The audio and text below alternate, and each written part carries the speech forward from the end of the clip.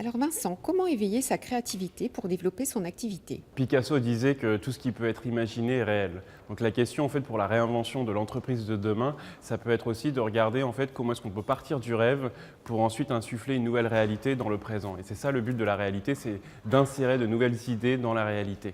Et sur les techniques d'éveil de la créativité, ça va être aussi en fait de regarder comment fonctionne l'inspiration. L'inspiration, ce n'est pas forcément un processus qu'on maîtrise et qu'on commande.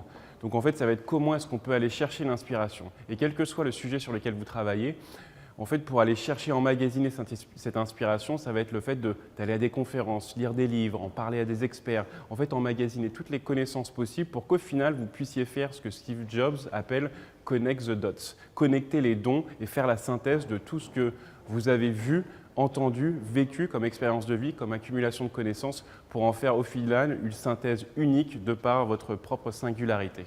Mais quel est le rôle de l'art et de la poésie en entreprise? L'art, ce n'est pas réservé à un génie élitiste. On peut tous être des artistes, on peut tous créer un chef-d'œuvre de par notre singularité, notre légitimité et notre valeur ajoutée potentielle dans le monde dans lequel on vit.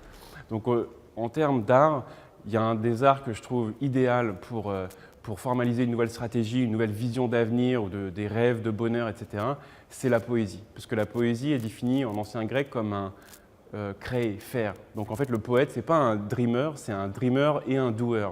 C'est un acteur du changement, c'est un créateur de nouveaux mondes. Et en fait, la poésie, c'est un véritable élan d'optimisme vers l'avenir. On contemple l'idéal, on se connecte à soi pour ensuite aller le rendre possible demain. Donc le rôle de l'art en entreprise, c'est de se connecter au capital humain, développer ses richesses humaines et tracer un horizon inspirant pour la société ou l'entreprise de demain. Comment alors trouver son bonheur au travail?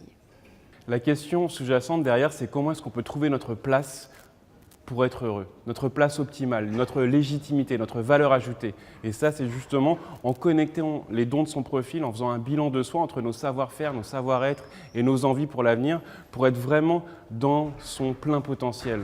Et ensuite, pouvoir rayonner avec ça. Et donc le but, ça va être de regarder comment on peut aligner en fait, son profil à son poste, à ses aspirations d'avenir dans sa carrière. Et puis aussi, c'est aussi le fait de prendre la vie d'un bon pied, de se lever de bonne heure le matin et de pouvoir rentrer dans la vie en l'accueillant et en l'accueillant également.